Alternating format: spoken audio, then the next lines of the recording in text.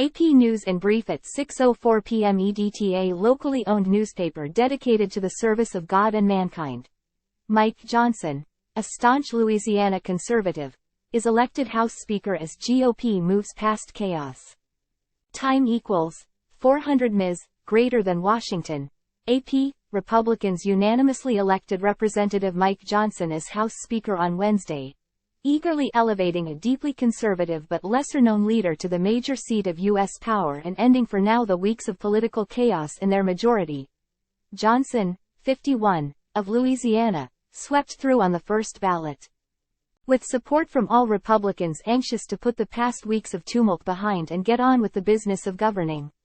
He was quickly sworn into office, second in line to the presidency. "The People's House is back in business," Johnson declared after taking the gavel.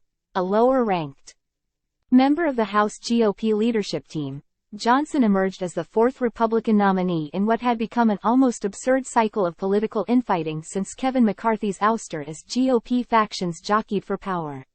While not the party's top choice for the gavel, the deeply religious and even-keeled Johnson has few foes and an important GOP backer, Donald Trump.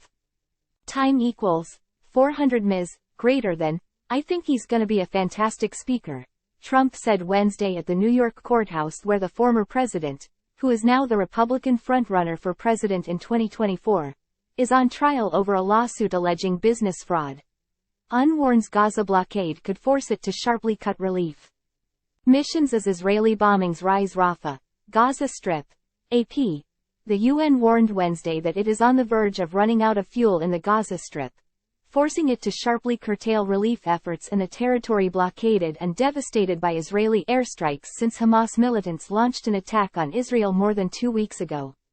The warning came as hospitals in Gaza struggled to treat masses of wounded with dwindling resources. Meanwhile, the UN's top official faced backlash from Israel after saying the Hamas massacre that sparked the fighting did not take place in a vacuum. Health officials said the death toll was soaring as Israeli jets pounded Gaza. Workers pulled dead and wounded civilians, including many children, out of landscapes of rubble in cities across the territory. Gaza's health ministry, which is controlled by Hamas, said more than 750 people were killed over the past 24 hours. The Associated Press could not independently verify the death toll, and it was not known if the count included any militants. The Israeli military, which accuses Hamas of operating among civilians, said its strikes killed militants and destroyed military targets. Gaza militants have fired unrelenting rocket barrages into Israel since the conflict started. Time equals 400 ms, greater than. Trump is fined $10,000 over a comment he made outside court in his New York civil fraud trial. New York. AP. Donald Trump was abruptly called to the witness stand and then fined $10,000 on Wednesday after the judge in his civil fraud trial said the former president had violated a gag order. It was the second time in less than a week that Trump was penalized for his out-of-court comments.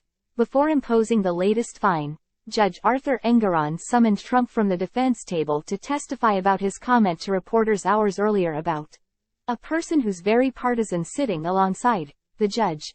Engoron had already ordered all participants in the trial not to comment publicly about his staff. That restriction from October 3 followed a Trump social media post that maligned the judge's principal law clerk, who sits next to him. Trump and his lawyers insisted that his comment Wednesday was not about the clerk.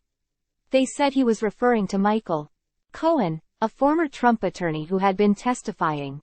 Engoron said Trump's claim was not credible, noting that he sat closer to the clerk than to Cohen.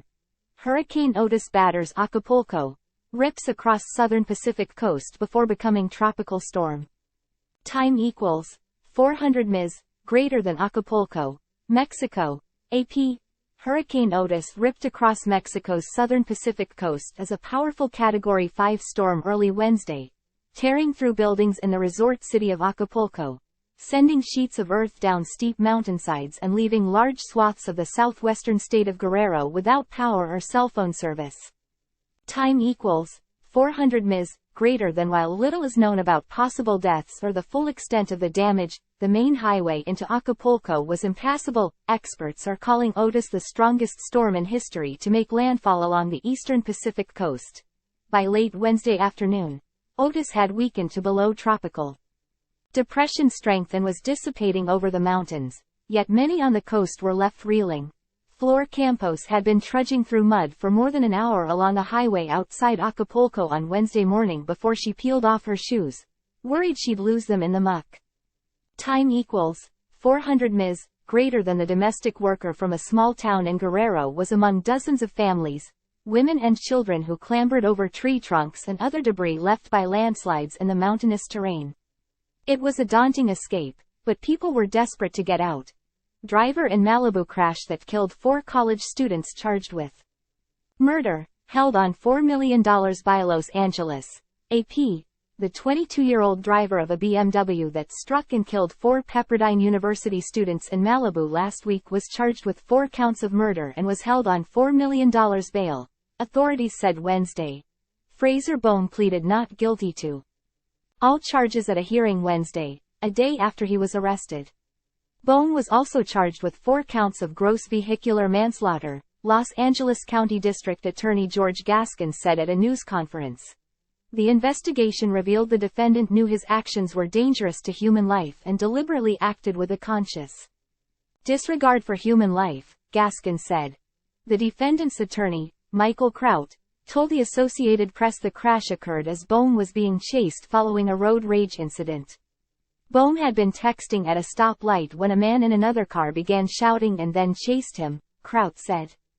Time equals 400 ms, greater than. The guy comes into his lane, hits my client's car with his car and forces him off the road, Kraut said. International terror defendants face longer prison terms than domestic counterparts. New study finds people convicted of crimes related to domestic extremism face far shorter prison terms than those convicted in international terrorism cases, even when the crimes are similar. A new report on the outcomes of hundreds of federal criminal cases has found. The first of its kind analysis, completed by terrorism researchers at the University of Maryland, was provided exclusively to the Associated Press. It comes after federal officials and researchers have repeatedly identified domestic violent extremists such as white supremacists and anti-government groups as the most significant terror threat to the U.S., and it follows scrutiny of the outcomes of January 6 cases, including for some Oath Keepers and Proud Boys who received sentences years lower than what was called for by prosecutors and sentencing guidelines. President Joe Biden has echoed the concerns about domestic terrorism, calling it a stain on the soul of America, and the most urgent terrorism threat faced by the country, yet the new analysis shows that on average, domestic extremists receive more lenient penalties. Time equals 400 ms, greater than. This research is significant in confirming empirically what many have long argued.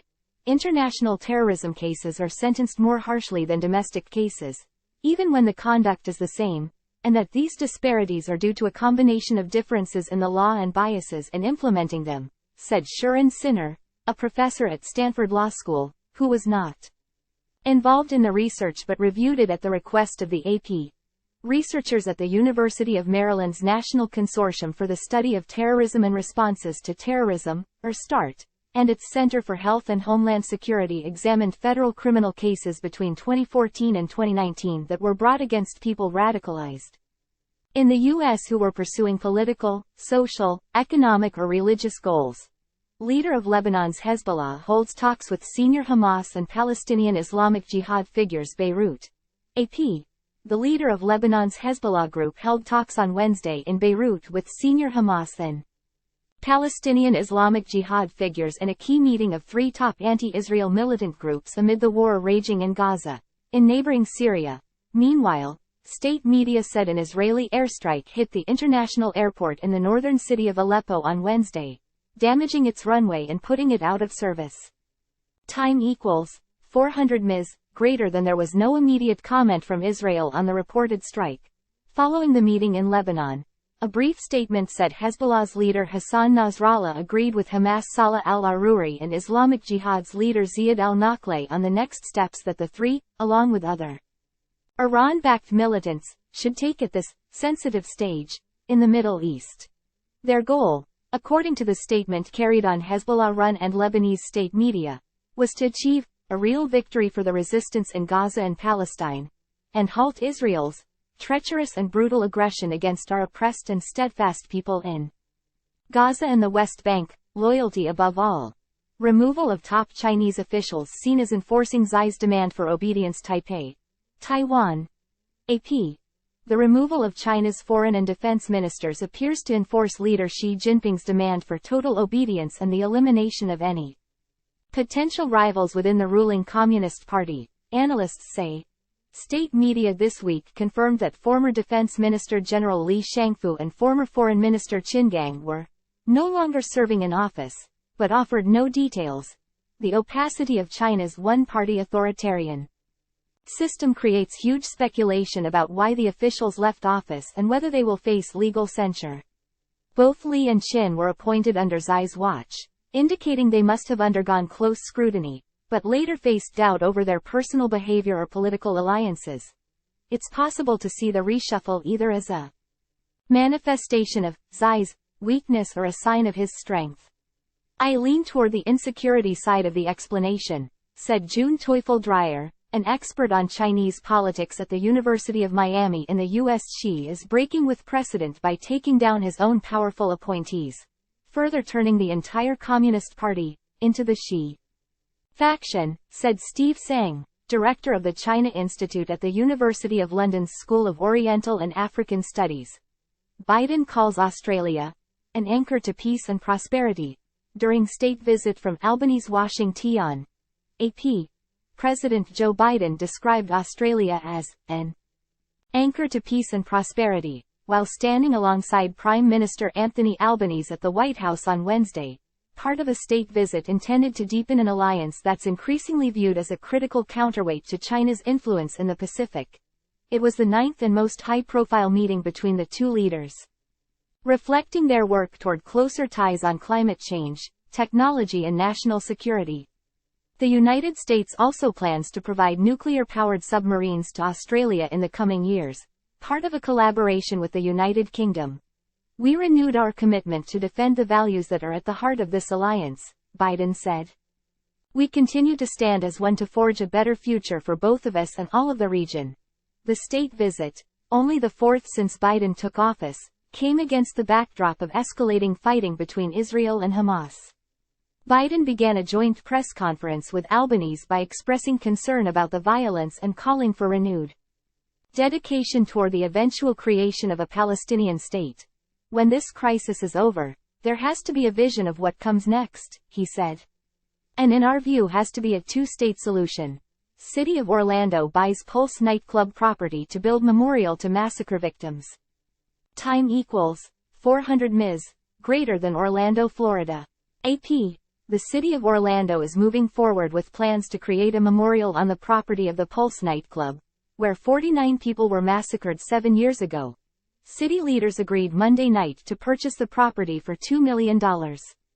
Orlando Mayor Buddy Dyer said they plan a collaborative approach, working with families of the victims to create the memorial. On June 12, 2016, Omar Mateen opened fire in the gay nightclub, killing 49 and wounding another 53 people. At the time, it was the worst mass shooting in modern U.S. history. But that number was surpassed the following year when 58 people were killed and more than 850 were injured among a crowd of 22,000 at a country music festival in Las Vegas. A SWAT team killed Mateen, who had pledged allegiance to the Islamic State group, following a standoff. Plans to build the memorial had been in the works for years, but the nonprofit One Pulse Foundation announced earlier this year that it was scaling back plans for a $100 million memorial following fundraising challenges. Newsletter's success. An email has been sent to with a link to confirm list sign-up. Error. There was an error processing your request. News alerts and top stories. The latest breaking news, plus our top stories each week. The daily are top headlines each morning, 7 days a week, as well as each weekday afternoon. You must select at least one email list. Please enter a valid email address. Sign up. Manage your lists.